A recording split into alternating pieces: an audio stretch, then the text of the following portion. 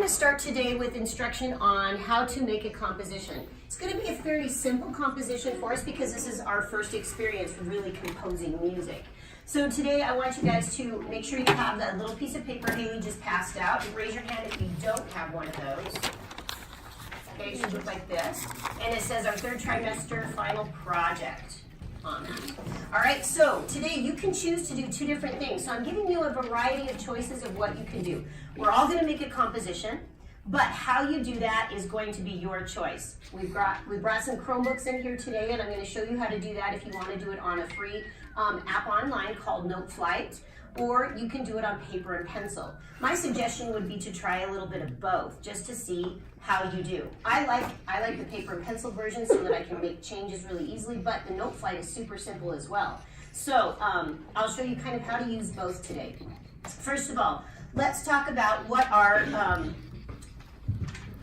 criteria are for this project. Number one, we need to create and compose an 8-measure song. Now that's not very long, right? 8 measures not very long. I have staff paper over here for us to start on. There's plenty of staff lines on the staff paper, so you can do 8 measures in like 2 lines, and you can do a redo here if you want to. You can throw it away and start all over again if you'd like to. I will keep that full so you have enough staff paper to go from. Jake, question?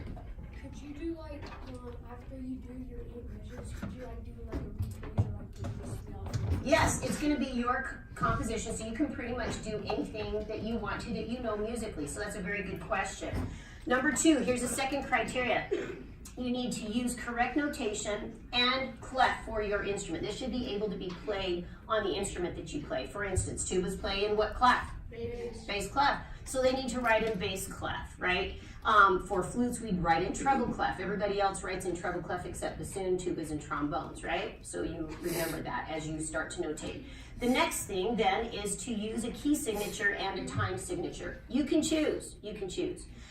Your key signature, I would stay with something simple that you're used to playing in. Maybe concert B flat, maybe concert F, maybe concert E flat, whichever you choose. If you like to play flutes in E flat, so you can play B flat, E flat, and A flat, you can do that as well. Okay, so that's your choice, all right? Then the time signature. Remember, your time signature is going to determine how many beats you have in each what? Measure. Very good. So as you look at your time signatures, make sure you choose either 4/4, 3/4, 2/4, 6/8 if you're really brave, but I don't know if we're brave enough to do 6/8 much yet, right? We've done a little bit of it, but you can if you want to. You can venture out if you'd like to. Number 4, it says use the correct amount of beats in each measure. Well, that's a no-brainer. And if you use NoteFlight, it won't let you do anything wrong. Does that make sense? It won't let you put the wrong amount of beats in the measure, okay? It's going to keep you straight. But if you use paper and pencil, you're apt to make some mistakes there if you don't really think about 4 beats in each measure if you're in 4/4 time. Cameron, question? Do you have multiple parts for multiple people? Multiple parts for multiple people. Are you talking if you want to do it with a partner? Yeah, like a... Okay, so like an ensemble. I am going to say to you on this particular exercise, let's do it just for yourself for now. So it's going to be like your own invention, okay? Next year, when we do this again, we're going to do a different kind of a little bit longer, and you'll have that option to play in harmonies if you want to. But right now, we haven't really learned too much about harmony, so let's leave that until next year, okay? If you're super great at it and you want to create that on your own for somebody to play along with you, you can, and I won't tell you no, but you definitely want to just do something that you could play for yourself, okay? All right, and number 5, it says write in an appropriate range that you can play. So if I'm playing the clarinet and I can only play up to a G, I'm not going to write something higher than that, right? So write in the range that you can play. Clarinets have a really large range, so they can play really low, they can play pretty high. So that's kind of a bad example, but some of you know what I'm talking about. Play right in the range that you can easily play. What I'm talking about also on this is this. Is this going to be logical for trombones to play in like one measure? No, that's kind of rough, isn't it? Because we don't stretch that far really easily. We like to work up to those high notes and work down to those low notes rather than working low and high. So keep that in mind as you play. Try not to have those big gaps in sound. Yes? Oh yeah, unless you had, that's a really great suggestion. Will says unless you attach them with a glissando, right, and you show a trombone rip up, right? That would be a good way to do that, okay? Yeah, so that could be That could be a possibility, absolutely. All right, and remember on number 5, you will be performing this in class. You may not perform them all in front of everybody, but you may perform them in front of your section, okay? Unless we have time to perform them, and then we will, okay?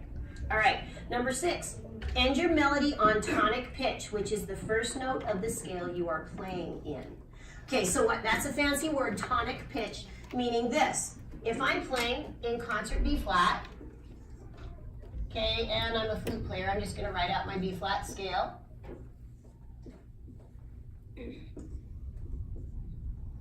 Okay, there's my B flat scale. Tonic pitch is this guy right here, number 1. Okay, and I call that tonic pitch. And 1, 2, 3, 4, 5. This is our 5th note of the scale. I'm going to call that. What did you say? Subdominant. It's actually the dominant. Okay, and then the last one is the subdominant. The subdominant is number 4. Okay, number 4. But you got some good terms. Where did you learn that, Cameron? I found it on Somewhere? Jingle Bells. Oh, cool. It Okay. had like a scale and it said that stuff. Yeah, great. Okay, so when we're talking about ending notes on a certain degree of the scale, okay, so if I'm going to end the song on tonic and I'm in the key of B flat, my first note of the scale is B flat. So it's got to be the last note of my song. Make sense? Let's try it again. This is the scale I'm playing in, or the key that I'm playing in. So my key signature would look like this. B flat and E flat. Okay, there's my key signature. I've written my song, and all of a sudden my last note's got to be a B flat. It could be a whole note, quarter note, half note, your choice, but it has to be a B flat because that's the key I'm playing in. Make sense?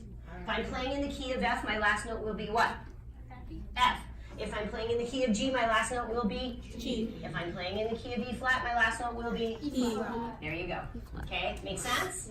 Okay, so some other things as you're going along, just ask questions if you get stuck. Sometimes it's really nice to just see how it sounds. So those people who want to just try paper and pencil first can come up and get started, paper and pencil, and then I'm going to kind of demonstrate a little bit about the note flight. So you're welcome to come and grab a piece of paper and pencil, make sure you've got some to work on, and you can start working on it paper pencil wise.